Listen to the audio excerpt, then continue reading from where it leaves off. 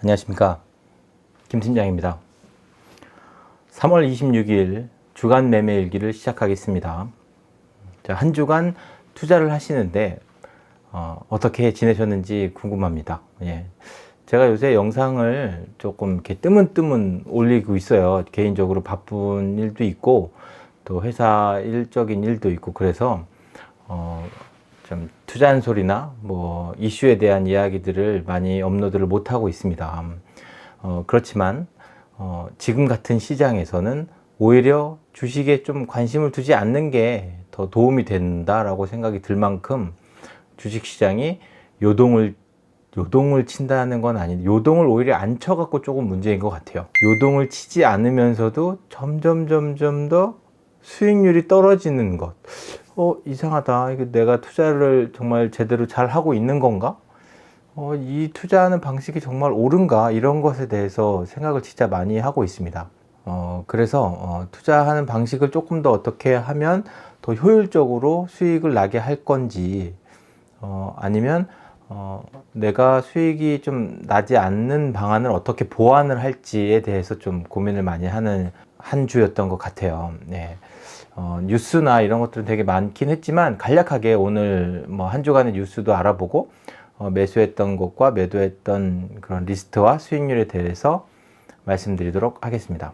자, 우선 매수, 원유, 그 다음에 200TR 200, 미국 나스닥 100, 5대 그룹주, 에너지화학, GKL, 참저운여행, 현대제철. 보유하고 있는 비중이 적고 또 하락률이 높은 만큼 매수를 하고 있는 거고요. GKL은 카지노나 여행 관련된 종목이라고 보시면 되고요. 카지노를 주로 업을 하고 있고, 해외여행이 이제 우리가 다시 시작될 거다. 코로나가 끝나고 그렇게 되면 이제 수익이 많이 늘어날 거고 이익이 발생할 거다라고 생각하시면 되고요.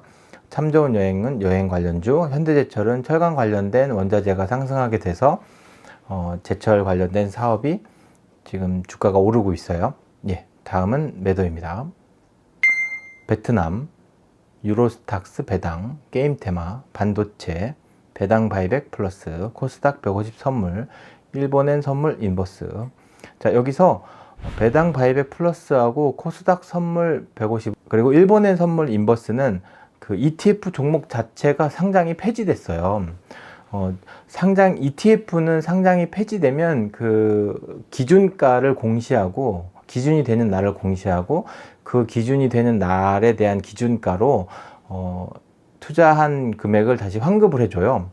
그래서 각각 어느 정도 수익이 난 상태에서 상장 폐지가 되어서 그 전량 매도를 한 거라고 생각하시면 됩니다. 네, 전량 매도를 한 걸로 이 ETF 종목은 이제 제 포트폴리오에서 없어진 거예요. 그렇지만 배당 바이백 플러스 같은 경우에는 배당을 위주로 주고 그 배당을 다시 재투자하는 그런 ETF였어요. 국내 주식에. 그래서 그 국내 주식에 또 다시 다른 배당을 주는 또 다른 ETF를 또 찾아서 이것과 비슷한 ETF를 찾아서 다시 그 투자하는 리스트에 넣을 거고요. 코스닥 150 선물도 그 같은 지수를 추종하거나 코스닥을 추종하는 그런 ETF를 찾아서 포트폴리오에 포함시키려고 합니다. 그 일본엔 선물 인버스도 같은 상황이고요. 예. 이렇게 ETF가 상장 폐지가 되는 경우가 종종 있어요. 예. 그래서 개별 종목이 상장 폐지가 되면 그것에 그 종목에 투자한 투자금이 휴지 조각이 되거나 거래를 할 수 없는 상황이 되어서 급락을 하거나 하지만, ETF는 상장 폐지가 되더라도 그 상장 폐지의 기준이 되는 그 날, 그 기준가로 다시 환급을 해주는 거죠. 내가 투자하는 기업이 사라진 게 아니라 그 펀드가 그냥 사라진 거니까 펀드의 평가 금액으로 다시 돌려준다는 것. 저는 이게 그 ETF를 투자를 하는 게 주식을 잘 모르거나 개인 투자자분들이 투자하시기에 훨씬 더 좋다. 안전하게 투자를 할 수가 있다. 적어도 내가 얼마를 돌려받을 수 있는 상황이니까. 그냥 펀드가 없어지는 거니까 환매해 주는 거예요. 그렇게만 생각하시면 됩니다. 그리고 비슷한 펀드들이 많기 때문에, 뭐 없는 것도 있지만 비슷한 펀드들이 많기 때문에 그런 펀드들을 다시 골라서 포트폴리오에 넣게 되면 다시 그 비슷한 종목과 그런 업종에 투자하는 효과를 가질 수가 있거든요. 예, 그리고 베트남이 많이 올랐더라고요. 그리고 게임 테마도 좀 올랐더라고요. 그래서 팔게 됐습니다. 예, ETF는 그 정도가 되고요. 다음은 수익률. 자, 코스피는 3041.01, 코스닥은 956.70, 코스피는 전주 대비 0.05%, 그대로죠. 거의 뭐 그대로인 거죠. 코스닥은 전주 대비 0.48%, 살짝 상승을 한 거예요. 이 얼마만큼 하락하고 얼마만큼 상승했느냐에 대한 게 이런 지수를 추정하는 ETF를 들고 있지 않으면 별 의미는 없는데, 내가 보유하고 있는 종목 자체가 얼마큼 상승하고 얼마큼 하락했느냐가 더 중요하잖아요. 그런데 이 이 코스피 지수나 코스닥 지수가 전체적으로 움직인다는 거는 상승한다거나 그러면 내가 보유하고 있는 종목 자체도 상승할 수 있는 여력이 더 높다. 물론 이제 그거랑 반대로 가는 경우도 있기도 한데, 투자를 할 때 반대로 가게 되면 왜 반대로 가게 되는지, 지수와 반대로 가게 되는 거는 뭔가 특별한 이슈가 있어야지 그렇게 되거든요. 왜 그렇게 상황이 되는지에 대해서도 그런 상황을 조금 더 이렇게 많이 겪어보게 되면, 아, 이런 종류의 주식은 지수하고 반대로 가는 경우가 있구나, 아니면은 이런 경우에는 지수보다 더 많이 올라가는구나 라는 것을 경험으로써 좀 이렇게 깨달아야 되지 않나 싶습니다. 저는 누적 수익률이 17.35%, 전주 대비 0.44% 상승하였습니다. 그래도 코스피 코스닥에 대비해서는 조금 좋은 쪽으로 상승을 한 거죠. 자, 현금 비율은 30.70%, 전주 대비 3.7% 정도 현금 비중이 늘어났습니다. 이 정도는 제가 매주 추가적으로 투자하는 금액이 그냥 현금으로 갖고 있다라고 생각하시면 되고요. 20년 말, 작년 말 대비해서는 마이너스 1.06%입니다. 요게 제가 왜 보냐면, 저희가 1월 9일인가가 코스피 최고점일 거예요. 1월 초, 12월 말쯤이 되게 고점이었어요. 1월 초나 그때가. 그때보다 지수가 몇 퍼센트가 떨어졌는지도 한번 보고, 그럼 저는 마이너스 1%인데 지수는 과연 얼마큼 떨어졌는지 보면, 아, 내 투자가 어느 정도 위치에 있는지 알 수 있지 않을까 해서 20년 말 대비하고 1년 52주 수익률 54%네요. 52주 전에는 수익률이 엄청 그 마이너스가 심했었나요? 3월 얼마였으니까 그때 대비해서 50% 정도 저의 그 투자 수익률이 높은 걸로 되어 있습니다. 그 저점 대비, 그러니까 3월 말에 마지막 그 저점에서 만약에 그 평단가를 갖고 있으신 분이라고 하면 지금 거의 2배 이상의 수익이 나고 있을 건데, 안 팔았다면. 물론 중간에 사고 팔고 했지만, 제가 완전히 저점 대비해서 55%, 54% 이상의 수익률을 누리고 있다는 건 개인 투자자고, 이제 제가 투자를 이제 한 5년 정도 투자를 했는데요. 그 기간에 비해서는 이 정도 수익률을 지금 유지하고 있다는 게, 저는 개인적으로는 이 정도면은 좀 잘하고 있지 않나. 뭐 제가 만든 영상에서 보면 너무 욕심 부리지 말자. 연간 수익률 10%를 안정적으로 가지고만 가자. 남들은 뭐 한 달에 10% 얘기하시는 분들도 계시고, 뭐 한 종목에 샀을 때 뭐 일주일에 5% 이렇게 얘기하시는 분들도, 하루에 1% 이렇게 얘기하시는 분들도 계신데, 저는 이렇게 저점 대비 제가 50% 이상 수익을 가졌다는 것만으로도 감사하다고 생각하고, 근데 지금 연초 대비해서 지금까지 수익률이 생각했던 것만큼 많이 나지 않아서 좀 답답한 것도 있어요. 예. 이 영상을 보시는 투자자분들도 다 똑같을 것 같아요. 그래서 이렇게 바꿔보면 어떨까? 투자 종목을 바꿔보면 어떨까? 내가 투자하는 방식을 좀 바꾸면 어떨까? 막 이런 생각을 하실 거예요, 지금. 그리고 막 뭔가 그 뉴스나 이런 걸 보면 다른 종목을 매수를 하게 되면 더 상승할 것 같고, 내가 산 종목은 얼마 오르지 않았는데 저 옆에 있는 종목들은 더 많이 오르는 것 같고, 이런 생각이 들죠. 근데 이럴 때일수록 내가 원래 매수했고 매매했던 그 기준들을 더욱더 철저히 지키셔야 됩니다. 예. 내가 매매했던 그 방식에서 크게 방향을 많이 바꾸면 안 돼요. 조금씩 이렇게 연습을 해보는 거죠. 내가 원래 A라는 방식으로 투자를 했었다면 B라는 방식이 더 좋아 보이면 내가 갖고 있던 자금 중에 한 10% 정도만 B의 방식대로 운영을 한번 해보는 거예요. 그래서 수익률이 A하고 수익률로 비교를 하는 거죠. 그럼 조금씩 B라는 방식으로 B가 좀 더 좋다고 느껴지면 조금씩 더 이렇게 그러니까 자금을 옮겨가는 거죠. 안전하게. 전문적으로 투자 공부를 하지 않으셨는데, 투자에 대한 투자에 대한 뭐 명확한 원칙이 없는 상태에서 막 이리저리 막 투자를 하시다가 보면 결국에는 손해를 보는 투자를 하시게 됩니다.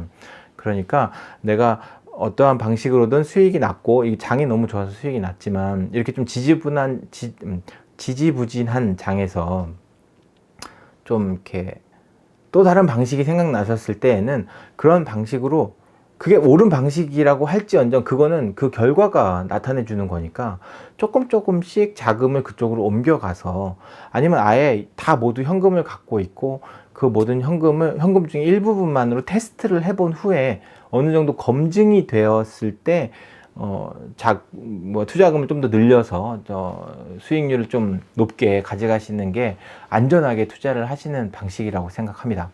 예, 무리하게 욕심내지 않으시고 지금 투자를 하는 방식을 웬만하면 지키고 그렇게 원칙을 가지고 투자를 하시는 게 훨씬 더 도움이 되실 거라고 생각합니다. 예, 한 주간 투자하시는데 좀 많은 이슈들이 있어요. 뭐 수혜지 운하에 관련된 얘기, 뭐 감사 보고서 제출하는 기한이었는데 감사 보고서 제출이 안 되거나 의견이 거절돼서 뭐 상장 폐지가 될 수도 있다고 해서 급락하는 종목이 있기도 하고, 그렇죠. 곧 그 기업의 상장 폐지가 정말 무서운 거예요. 이 ETF의 상장 폐지는 그냥 비슷한 다른 ETF를 하면 되고, 또 상장 폐지되는 기준으로 환급을 받을 수 있지만, 기업의 상장 폐지는 완전히 이제 더 이상 누가 그 기업을 거래를 안 하려고 하는 종목이니까 투자한 투자금을 완전히 다 잃을 수도 있는 상황이거든요. 그래서 그 원금을 지키고 내 투자금을 안전하게 보관을 하려면 기본적인 그 기업의 분석이 어느 정도 이루어져야 되는 겁니다. 백화점 매매라고 해서 많은 종목을 제가 들고 있긴 하지만 누구나 얘기하면 다 알만한 기업이고, 그런 기업의 그 재무 건전성이 안정적이고 웬만하면 배당을 좀 줬으면 좋겠다, 꾸준히 배당을 주는 기업을 위주로 투자를 하고 있는 거예요. 위험하게 하락하거나 상승하는 것들 고점, 그러니까 등락률이 높고 막 무슨 이슈 때문에 막 무조건 뭐 상승 상한가를 갈 거야, 그런 것만 노리고 투자를 하시는 게 아니라 이 기업이 안정적으로 수익을 내고 있고 배당까지 주면 더 좋고, 배당을 주지 않고 투자를 한다고 해도 좋고, 누구나 다 알 수 있는 종목, 보는 사람이 많은 종목들을 봐야 훨씬 더 안전하게 투자를 하실 수 있을 겁니다. 그리고 그 짧은 기간으로 보지 마시고요, 긴 기간 투자를 하신다고 생각하신다면 지금 약간 하락했던 종목들, 눈에 잘 보이지 않는 종목들, 한 1년 전까지만 해도 해운주, 조선주 막 쳐다도 안 봤잖아요. 근데 지금 와갖고 해운주, 조선주가 또 인기가 있으니까 이제 와서 막 살려고 하는 사람들이 있어요. 근데 거꾸로 생각을 해보자고요. 지금 당장 인기가 없는 주식이나 이 언론에 나와 있지 않은 그런 기업들이 있어요. 근데 우리가 삶을 영위하기에 가장 필요한 재화를 만들어내는 기업들, 그런 기업들 위주로 이렇게 포트폴리오를 구성한다는 것들은 어느 정도의 종목들을 갖고 간다는 거예요. 그런 종목들을 보유한 상태에서 투자를 하신다면 개인 투자자로서 전문적으로 뭔가 목표적인 수익률을 내시는 분이 아니고, 그런 개인적으로 이제 노후를 지키기 위해서 안정적인 수익을 노리기에는 적당한 투자 방식이 아닌가 싶습니다. 항상 수익률과 매수한 종목, 매도한 종목을 이렇게 같이 보면서 이번에는 어떤 종목이 매수가 됐고 어떤 종목이 매도가 됐는지, 그리고 지난주에 말씀드렸던 수익금? 평가금에서 수익이 많이 마이너스가 됐던 종목은 조금 강제적으로 수익이 나지 않더라도 매도를 하는 게 어떨까 라고 생각이 돼서 제가 들고 있는 종목 중에 KTNG가 보유 비중도 높고 그리고 수익률이 되게 낮아요. 그래서 손실을 많이 보고 있는 그러니까 종목이에요. 그래프로 따지면 하락을 계속 하고 있는 거죠. 그리고 언젠간 얘가 V자로 상승을 하지 않는 이상 이게 횡보하는 기간도 있고 이렇게 내려가다가 횡보하다가 얘가 올라가잖아요. 근데 제가 매매하는 게 하락할 때 매수하고 상승할 때 매도하면 이 횡보하는 기간에는 매매를 못 하게 돼요. 그 평균 보유 비중에 따라서 중간중간 매매가 되기도 하지만 이 횡보하는 기간에는 수익이 나서 매도를 하지 않는다는 거죠. 근데 지금 제가 원칙을 조금 매매하는 규칙을 좀 바꾸고 싶은 부분이 이 횡보하는 구간에 매매를 좀 하게 했으면 좋겠다. 어떻게 하면 이 횡보하는 구간에도 꾸준히 매수를 할 수 있게 하는 게 어떨까. 그러니까 이 하락하는 구간에 많은 금액을 매수를 해 놓은 상태에서 이 횡보하는 기간이 길게 가져가면 가져갈수록 좀 아깝잖아요. 네, 그래서 바로 반등하게 되는 경우도 있고 하니까 어떤 시점이 매수를 해야 되는 적기인가가 참 정하기 어려운 것 같아요. 이 수치만 변동성과 보유 비중 이런 것만 가지고 투자를 하기에는 되게 어려운 시점인 것 같아요. 그래서 KTNG 같은 경우에는 이거를 팔지 말고 지금 제 KTNG KTNG 차트를 보면 이제 약간 하락한 상태에서 조금 상승했단 말이에요. 그래서 이거를 여기서 팔면 이게 더 올라가면 안 파는 게 더 낫잖아요. 그래서 이게 추가적으로 매수를 해야 되나. 근데 보유했던 비중이 너무 높아서 추가적으로 매수할 수 있는 상황은 아니에요. 그래서 일단은 그렇게 A도 아니고 B도 아닐 때는 일단 가만히 있는 게 좀 더 기다려보는 게, 왜냐면 KTNG는 상장 폐지가 될 수 있는 기업은 아니잖아요. 우리가 담배를 계속 피잖아요. 저는 담배를 피진 않지만 담배를 피시는 분들은 꾸준히 담배를 피시잖아요. 저도 담배를 끊긴 했지만 담배에 대한 수요가 뭐 없어질 거라고 생각은 안 하고, 또 KTNG가 또 담배만 하는 게 아니라 또 화장품 사업도 하고 있고 뭐 홍삼 사업도 하고 있으니까, 건강에 관련된 사업도 하고 있으니까, 그리고 그러한 매출이 꾸준히 일어나게 있고 이익이 나고 있고 또 배당도 꾸준히 주는 기업이기 때문에 지금 하락을 많이 하고 있긴 하지만 계속 보유하고 있을 수는 있을 것 같아요. 그래서 굳이 일단 제가 중간에 그렇게 매도하기로 좀 해볼까라고 했던 것들은 잠깐 홀딩을 하고 좀 더 지켜보기로 하겠습니다. 이게 워낙 그쪽 종목에 좀 비중이 좀 많아요. 원래 비중을 좀 n분의 1로 늘어나기로 했는데 이런 방식을 하기 전에부터 많이 들고 있던 그런 기업이고, 저는 좀 안정적이라고 생각했던 기업인데 좀 하락을 많이 했기 때문에 일단은 이렇게 뭐 원칙도 있고 뭐 저 나름대로 뭔가 기준도 있다고 하더라도 이렇게 팔기가 어렵습니다. 정말 수익이 나지 않는 종목 팔기가 너무 어려워요. 그 삼성전자가 엄청 좋은 종목이에요. 반도체를 이끌어가고 있고 세계에서 정말 뛰어난 기업인데 지금 1월 달에 고점 96,800원이 고점이었죠. 9월 며칠이야. 1월 9일인가? 그때 96,800원이었는데 지금 26일자 기준으로 81,500원이거든요. 이 고점 대비 한 22% 정도 하락한 거예요. 누구나 다 좋다고 그러고 누구나 다 갖고 싶어 하는 삼성전자의 주식이 계속 이렇게 좀 하락을 천천히 하고 있단 말이죠. 이렇게 하락을 하고 있으니까 사람들은 참 고민이 되는 거죠. 이 기업이 정말 좋은 기업이긴 한데 이게 뭔가 다이나믹한 수익을 내주는 것도 아니고, 그렇다고 완전히 하락을 해서 저가 매수할 수 있는 기간도 아니고, 참 이게 매수하고 매도, 내가 보유하고 있다고 그러면 KTNG도 좀 똑같은 것 같아요. 이것을 보유하고 있음으로 인해서 고민하는 것. 정말 어렵죠.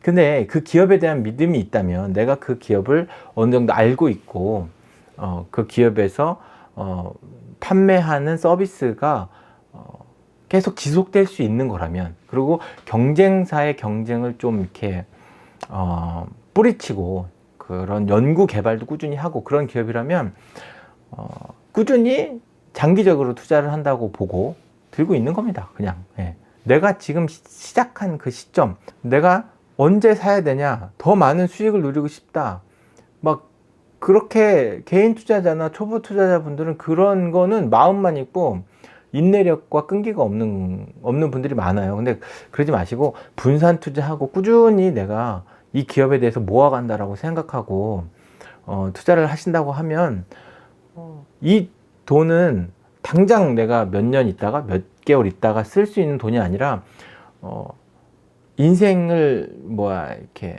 죽을 때까지 봤을 때 어느 순간 이 지금 내가 보유하고 있는 자산으로 내 남은 노후를 지낼 수 있겠다 싶은 만큼 재물, 돈이 모였을 때는 그때부터 이제 쓰는 거예요. 예. 그러니까 그렇게 기업을 보고 그렇게 기업을 투자를 하는 거죠. 내가 인생이 다 죽을 때까지 돈을 쓸 만큼 이 기업이 살아있어야 될 거 아니에요? 그 기업을 팔아야 되니까. 근데 그런 입장에서 봤을 때는 삼성전자가 참 좋은 기업인데 단기적인 그런 등락에 너무 고민을 하신다는 거는 그 돈의 기한이 정해져 있거나 내가 욕심을 너무 많이 내고 있는 거죠. 짧은 기간 안에. 그렇게 얼마 동안 그 투자를 많이 하지 않으셨는데 그만큼 수익을 목표한 수익대로 막 노리고 내 생각대로 다 된다고 하면 투자하시는 분들은 벌써 다 부자가 되신 분들은 무지하게 많을 거예요. 근데 부자가 되신 분들도 있지만 망하신 분들도 많고 막 거지가 되신 분들도 많으니까 정말 어렵다는 걸 말씀드리고 싶은 겁니다. 네. 그래서 많은 욕심 내지 마시고 장기적으로 꾸준한 안목으로 장기적 관점에서 보고 투자를 하신다고 하면 수익을 내시는 데나 자산을 운영하시는데 훨씬 더 좋으실 것 같습니다. 네, 한 주간 투자하시느라 수고 많으셨고요. 이런저런 얘기를 하다 보니까 영상이 많이 길어졌어요. 네. 다음 한 주도 안전하게 투자를 하시는 한 주가 되셨으면 좋겠고요. 많은 그런 뉴스와 그런 시장에서 나를 막 흔드는 그런 속삭임? 나를 막 흔드는 이야기들에서 좀 벗어나서 오히려 그냥 장을 보지 말고 책도 좀 보고, 저는 요즘에 삼국지를 보고 있어요. 틈틈이. 예, 그래서 삼국지를 좀 그런 책도 보고, 그러니까 좀 신경을 안 쓸 수 있게, 예, 틈틈이 이런 책도 보고 좀 나의 주변을 좀 돌아볼 수 있는 시기를 가지신다면 좀 좋을 것 같습니다. 예, 다음 주에는 더 즐거운 이야기와 많은 정보를 가지고 인사드리도록 하겠습니다. 감사합니다.